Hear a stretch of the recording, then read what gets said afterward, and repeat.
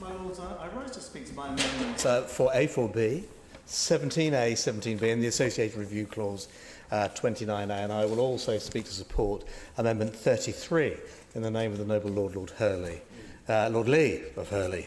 Now, taken together, these amendments try to address the practical workability of proposals for employers with employees who have multiple employments, fluctuating income, and also to ensure consistency with other parts of the taxation system, whilst also being consistent across Great Britain and Northern Ireland. Now, how easy it must be. The huddles of ministers and civil servants sitting in their little meeting pods in that ground floor cafe at One Horse Guards, perhaps dialing in from home, having taken the dog for a walk, to tinker with their spreadsheets and to come up with policies viewed through the lens of their personal experiences, but which just don't stand up in the real world. Because we've got new tax policies that have damaged the national economy and growth. But this bill in particular damages incentives for individual employees and companies for which they work.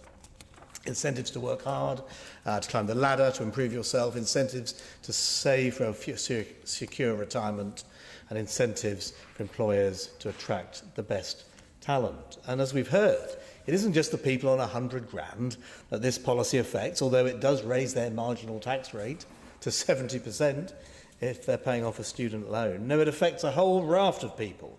And with the minimum wage now set at over 26,000, the vast majority of people, as the Daily Telegraph has reported, millions of ordinary, hard-working people, the sort of people this government says would escape higher taxation, will now be snared in this net. It amounts to a new tax on workers.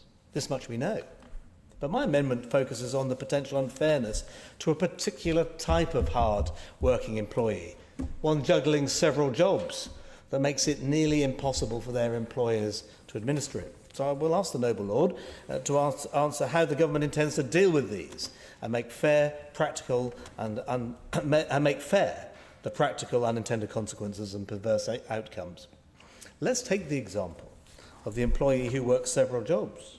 How will her employee know when or if she has maximally sacrificed her two salaries without reference to the other? A point very ably made by Lord Lord Lee of Hurley. I must get that right. And of course, he identified the privacy issues that come, which I wish I'd have thought of. There we are. Let's take the example of another employee engaged in seasonal work, but who wants to save monthly into a pension on salary sacrifice. How does he set his regular contribution at the start of the year without knowing whether he'll bust his allowance later on? And the noble Lord said in the winding of the previous group, well, you'll never know the band until the end of the tax year. Well, quite. What about the employer who wants to do the right thing by his graduate employees and knows how difficult the job market is for graduates at the moment, and so he wants to attract the best talent by offering accelerated repayments of student loans by way of a salary sacrifice opportunity? We have a colleague in this House who's a graduate and his graduate loan is running away. He's paying off £400 a month and still the debt's getting larger. We must help these people. And of course, what about the youngster saving for a pension? As I said at the second reading, my daughter's boyfriend is no fat cat. He's living as he does in a flat share with the people he doesn't know in Brixton. I don't know whether the noble Lord Davies of Brixton, ever visited to knock on his door, as I had invited him to do at second reading, but ask his opinion on this. And the result is that instead of improving his own financial security, and perhaps that in due course of my daughter, by reducing his dependence on the state in later life, his ability to save for his future and to progress now is weakened. Now, these are practical and personal examples. Each of them damages that incentive to work hard and save hard. That's bad enough. But this bill further discriminates against the private sector worker who needs to save for his own retirement under the DC, the direct contribution system, when public sector employees have the taxpayer pitching in another 20% to their pot.